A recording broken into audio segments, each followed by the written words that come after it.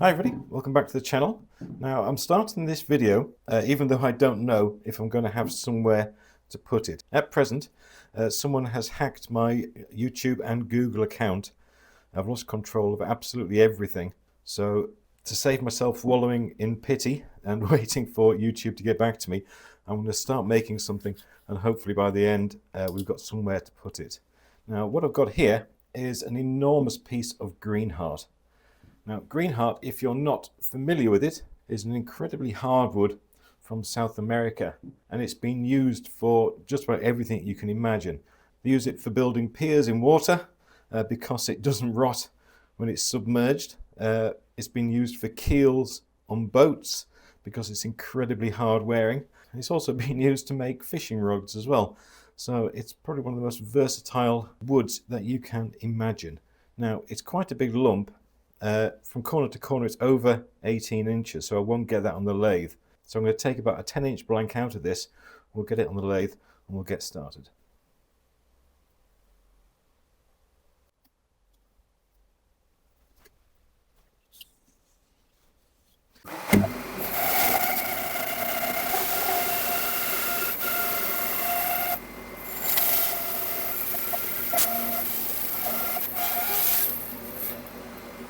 Okay, so there's our blank all nicely trimmed.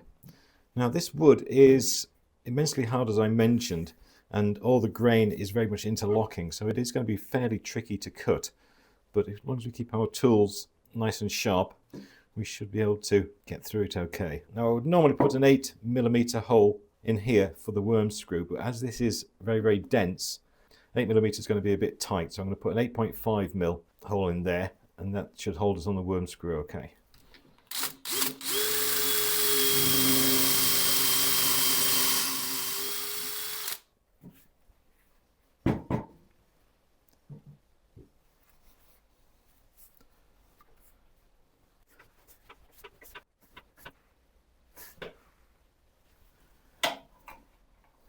Okay, we're nice and safely on the lathe. We've got tailstock for support, of course. This is a big old mass, so I want this under control for as long as I can keep it. The wood looks okay. There are a couple of surface cracks. I did see one on this side, which is there, which only goes, that's the worst one, it goes from there to there. So hopefully that's not going to give us too many problems. I'm going to be starting off with a 1/2-inch bowl gouge. I'll just quickly go and sharpen up. And I'm also going to be using an air-fed mask throughout this turning because it's a very, very fibrous wood. And I do not want any of it on my lungs at any point. Okay, we're all sharpened up and initially turning at 800 RPM.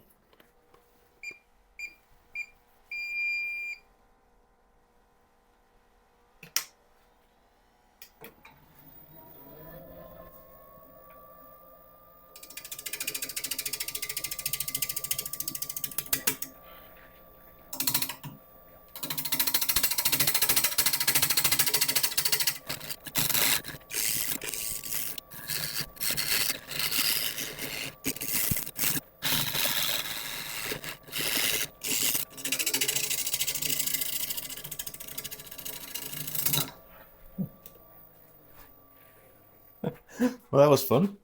All I'm trying to do is flatten the surface, but I'm not getting anywhere near yet. I'm starting to work on this side because I know this top edge was a little bit uneven. But as I'm cutting across, the tool just keeps on bouncing off it.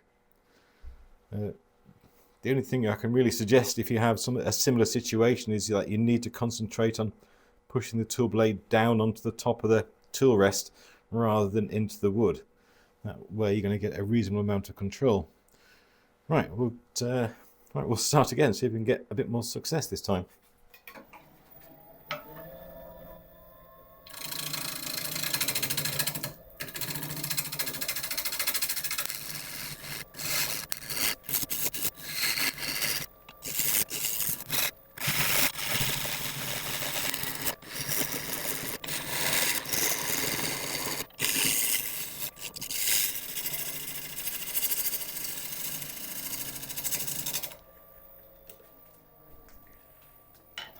Okay, we've been turning for 5 minutes now and we still haven't managed to get the bottom flat, and we've sharpened up twice.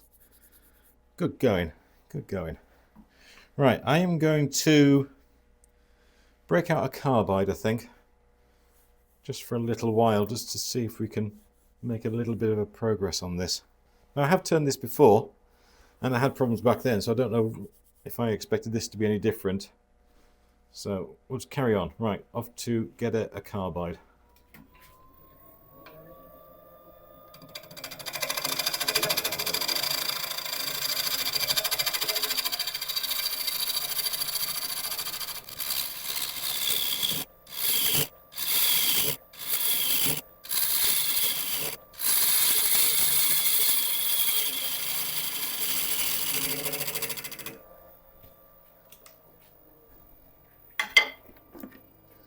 Okay, well that was pretty much what we expected. We can cut easier.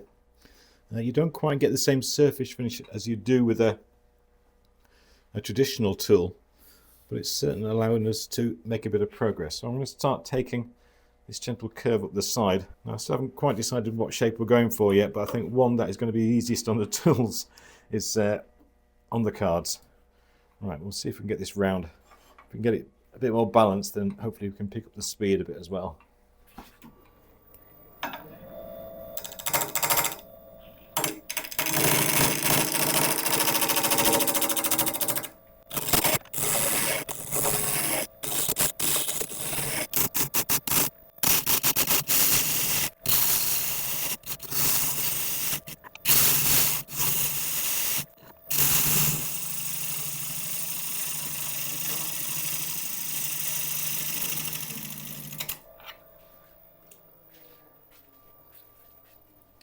Okay, I switched over to the roughing tool from Record Power halfway through sorting out the sides, and it did a pretty good job fairly quickly, so I am encouraged by that.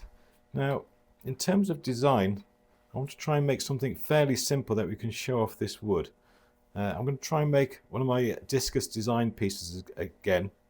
So we're having a centre of the bowl, centre of the outside around there, and then both sides are going to taper.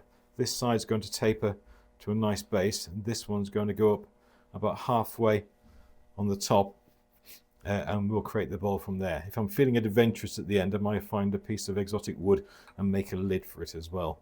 That could be a bit of fun. So anyway, let's have mark out a halfway point.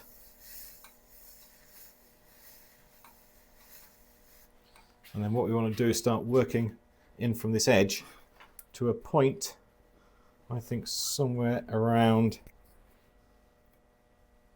there. So that's going to be the foot.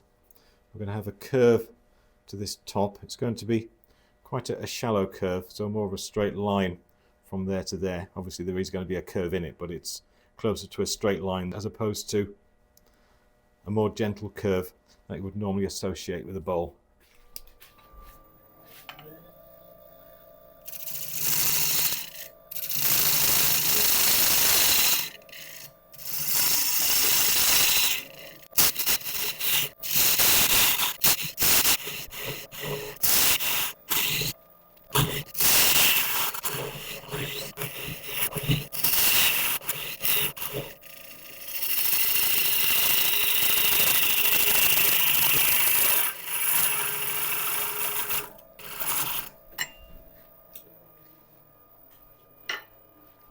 Okay, progress is going good. We're using two main kind of cuts. We're using that leading edge on the roughing tool to pretty much cut away the surface, and that produces a very, very fine powder.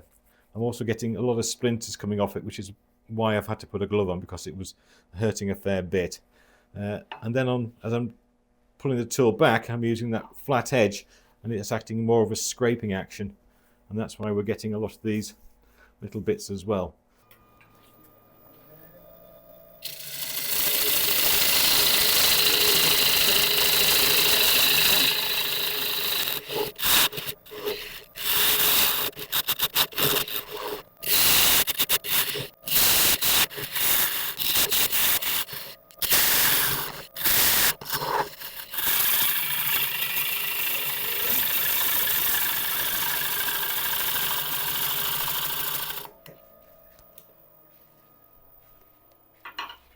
Okay, really hard going, but we're doing okay.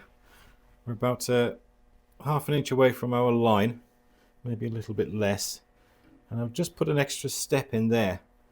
As I was making one of those passes in, it just kind of was left there, and I was thinking that might be quite nice as a feature. So we'll need to obviously make it match into the overall curve. It's a bit kind of flat at the moment, but if we do that, it might leave us a nice feature. We might even put a little curve in there as well.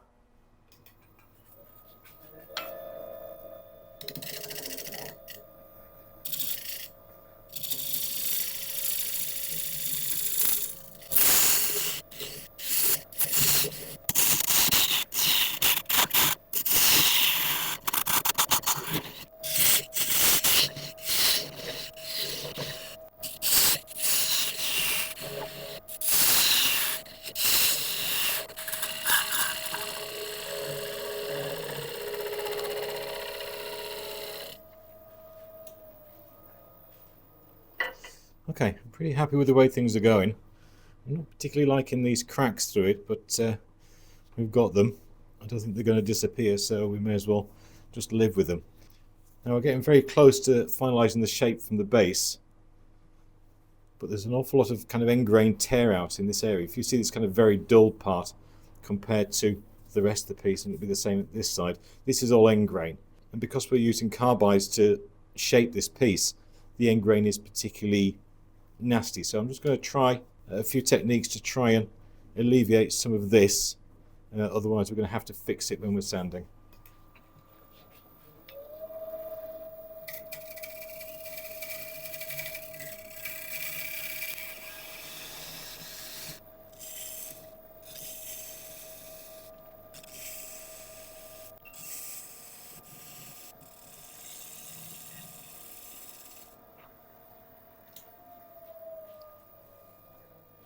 Okay, take a look at those shavings compared to either the dust or the bigger ones like we were getting before, and that was done by using what's called a shear scrape.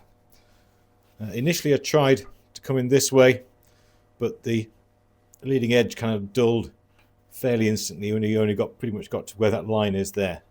Then I turned the blade over so the flute, we're cutting with this edge here, is almost pointing straight down, and that acts as like a shear scraper, and as we just gently draw that across the surface, it kind of slices the tendons. It hasn't done perfectly, but it has improved an awful lot. So we'll carry on with that with this next little area here, and I think I'm just going to put a gentle curve on this edge as well.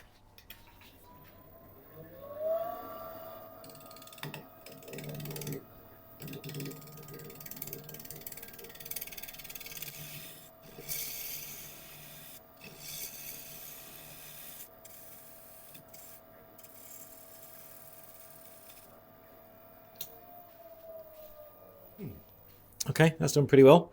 Right, let's put a recess in here so we can then sand and turn it round and figure out what we're doing on the top.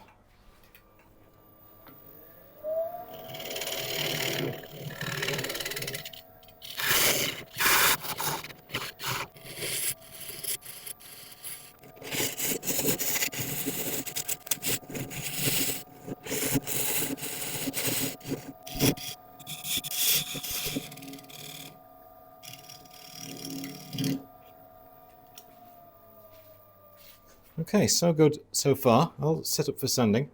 I'll let you watch a bit of it, and then I'll bring you back when we're done.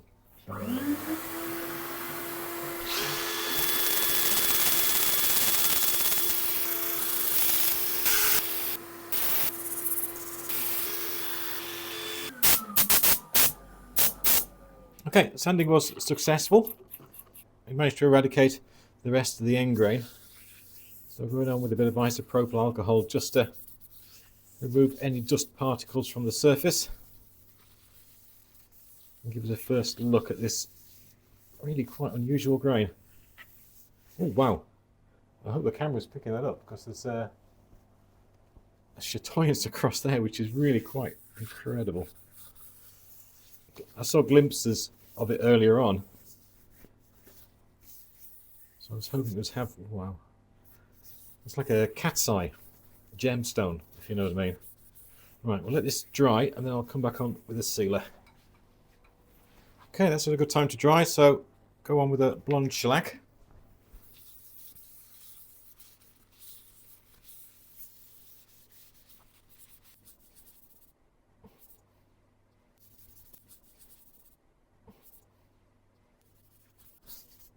Okay, I'm going to put 2 coats of the shellac sealer on. First of all, it helps even out the surface of any inconsistencies, and also there's an awful lot of open pores in Greenheart, so it'll help to fill them, which again will help us even up the surface for the final finish. You know, I'm starting to change my mind about doing the lid and finial on this. Truth be told, I really don't like that style of bowl. It's a bit too arty for me. When the first coat has dried, I'll put a second coat on, and then I'll bring it back when we're cutting it back with an abrasive paste.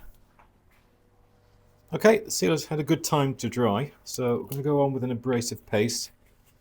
If you're not familiar with this stuff, it basically refines the surface from what we have here, which is a 320 grit finish, and takes it up to about 1000 grit.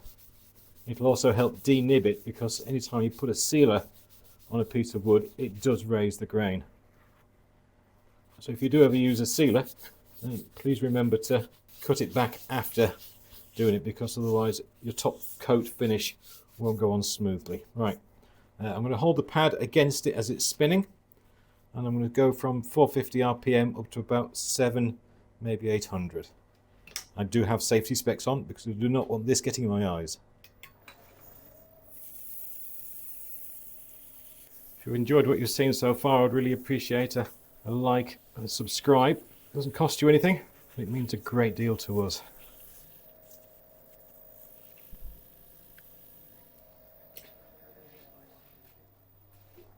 Okay, that's all done. So again, with the isopropyl alcohol, just to run it over the surface, make sure that we get any excess grit off. We don't want that underneath our final finish.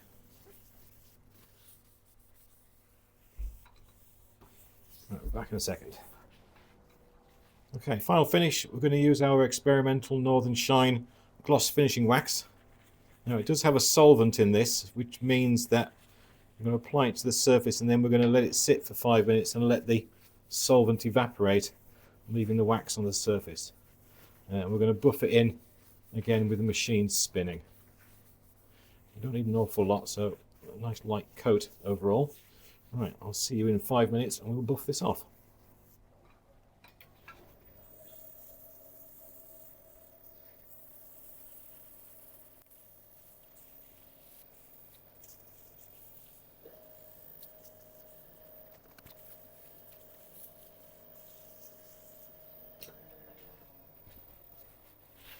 I think we can say that worked.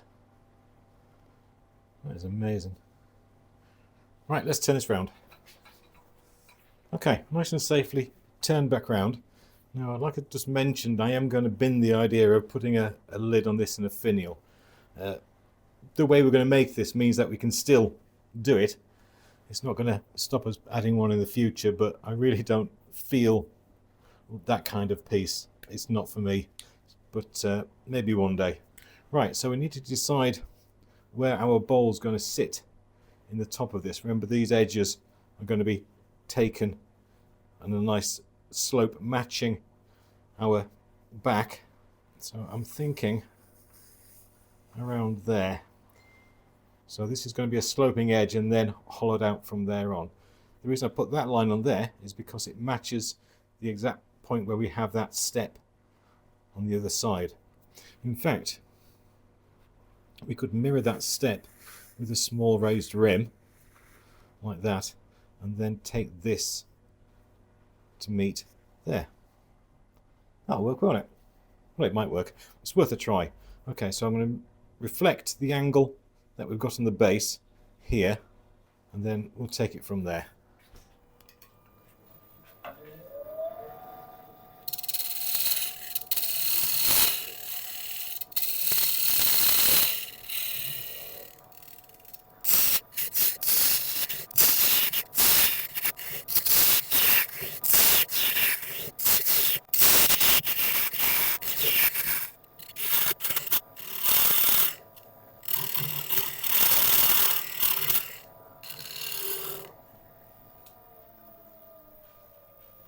Okay, all going well. I started to put the lip on here because I need to get this angle the same as the bottom, and obviously this bit between these two areas here is going to be at a different height if I don't bring this down a little bit. So I have to bring that down a little bit just to get these perfectly matched between the two. If I need to take that lip down a bit more at the end, then that's absolutely fine, but I need this depth and this depth to be identical.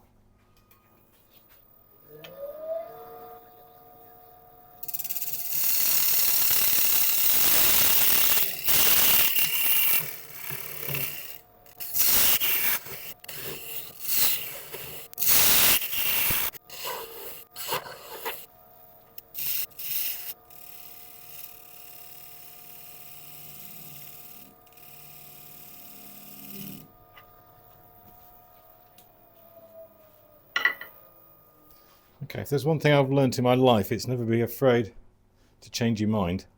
And I've just kind of changed my mind.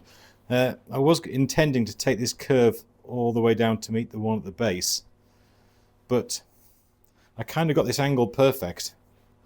In other words, it's the same as the one underneath. It's a beautiful reflection of it. And there was a slight taper on this corner, so I thought I'd put the taper over the whole piece to see how that sits, and I like it. It does add a small bit of elegance to it. I may actually just put a small cove in there. I think that could be quite elegant. Yeah, let's try that.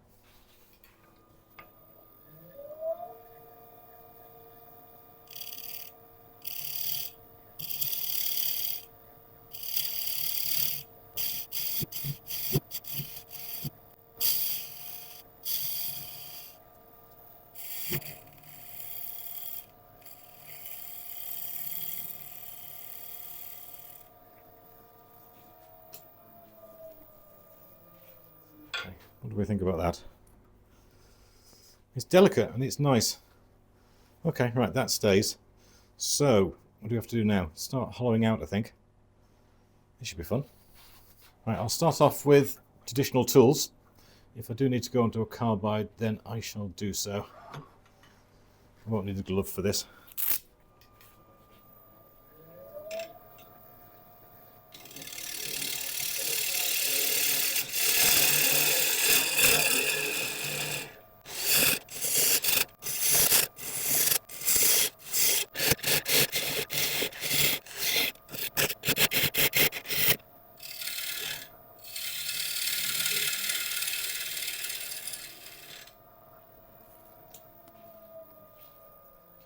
Okay, hollowing is going well. It's a nice looking surface in there, so I think we're going to be alright. This lip we've got, I think it does need to come down a little bit. We need to make it pretty much the same height as the step we've got on the bottom. So we'll do that as we're going along. We also need to put a small radius on there as well and just clean up this nasty looking edge currently. Right, so I think it's time to take the tailstock away and carry on.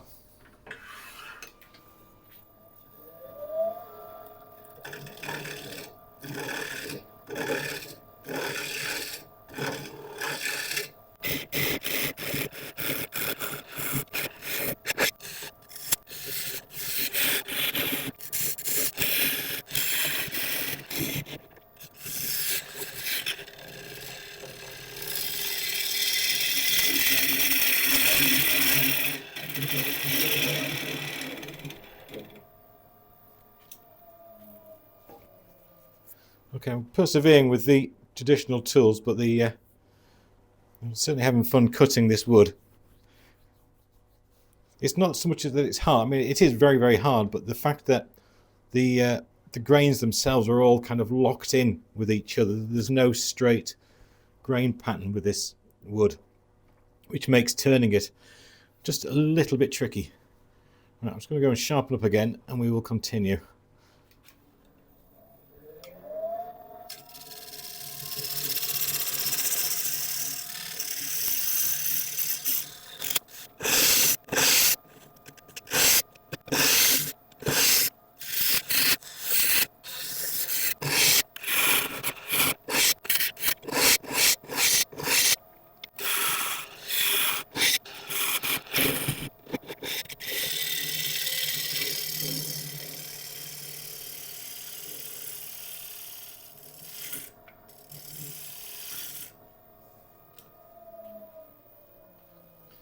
Okay, that's looking good for the bowl.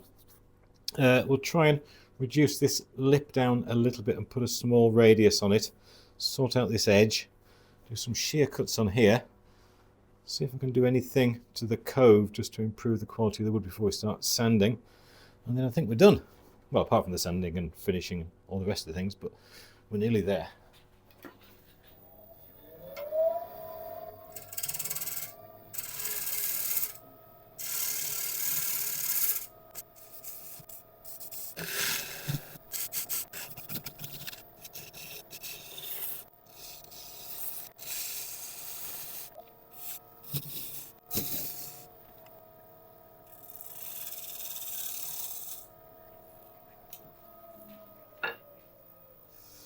Okay, I think we've done a pretty good job. Almost ready for sanding. When I was creating this lip and this angle on the inside, I did this nice and steep with a slight dovetail on here. So it would be in the future, if we decided, just a fairly straightforward process to make a lid for this. Right, I'll set it for sanding. I'll let you watch a bit of it. I'll bring it back when it's done.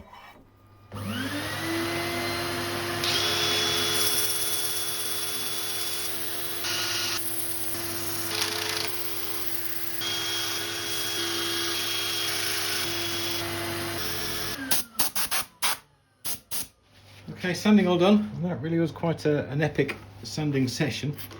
So we'll find out in a second if it was worth it. Bit of isopropyl to remove any remaining dust from the grain.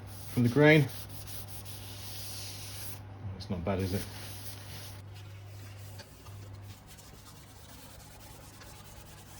Okay, right, we'll let this evaporate and I'll come back on with a sealer. Okay, all nice and dry, so on again with a couple of coats of our blonde shellac.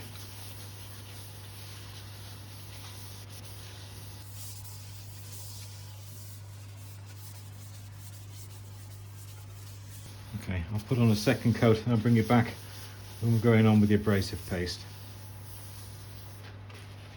Okay, all nice and dry. So back on with the Northern Grit abrasive paste. My safety glasses are on, so we're all ready. Like before, I'll start off slow and then increase the speed.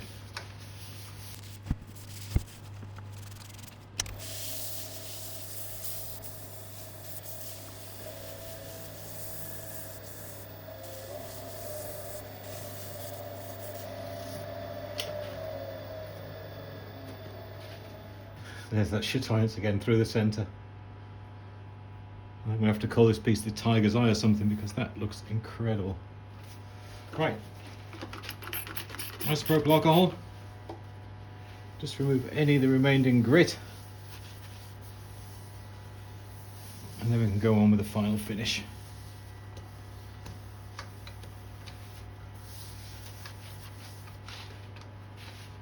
Okay, last of all, the Northern Shine gloss finishing wax experimental.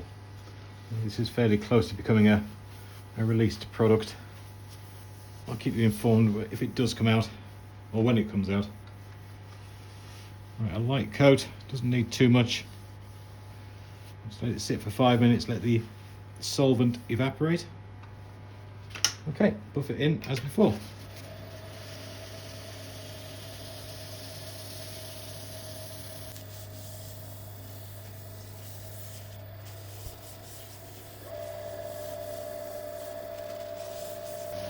Okay, I'm going to take this off the lathe, have it tidy up, and I'll bring you back and we'll take a look at what we've done. Well, there we go. The Tiger's Eye bowl. I think it's really quite a fitting name for this, the way that chatoyance ripples across that central bowl. Really looks quite incredible. I am happy with the way this turned out. I was not in the best mood when I started this bowl. With the YouTube channel being hacked, it kind of was sending me in a bit of a spiral of depression and just trying to get things sorted. So I threw myself in front of the lathe and told myself to do something. And it certainly helped. Having a nice piece of wood like this to work on, and certainly challenge me as well, was exactly what I needed. I absolutely adore it. The good news is that we now have somewhere to upload the video to. Our problems have been solved, well, most of them. There is still a couple of issues with the home page. I can't get any of the playlists or the sections back on there, but I'm sure they will be returned at some point in the future. I'm not going to worry about that now because the hard bit is over, so there's nothing left really to stress about. Anything else will be solved with time. I must say an enormous special thank you to all the supporters who sent me messages, emails, texts, just wishing me the best of luck and offering me their support, and it really means so much to know that you're out there thinking of me as I'm struggling through the worst of it. It really did help keep me going. I'd also like to say a massive thank you to Missy, Peter and Anne for supporting me this week through Buy Me a Coffee and through YouTube. Your support is very, very much appreciated, especially at this time because it's been out in the public eye. It's kind of dropped off the algorithm, so I'm sure everything will return back, but it's going to be a slow slog back to where we were. So if you have got this far, then I would really appreciate a like and subscribe and all the usual things, and if you could share it as well, then that would be absolutely fantastic. Anyway, we're back. We are happy. We've got somewhere to upload to, so we can keep on going. So thank you all very much for watching, and I'll see you next time. Thank you.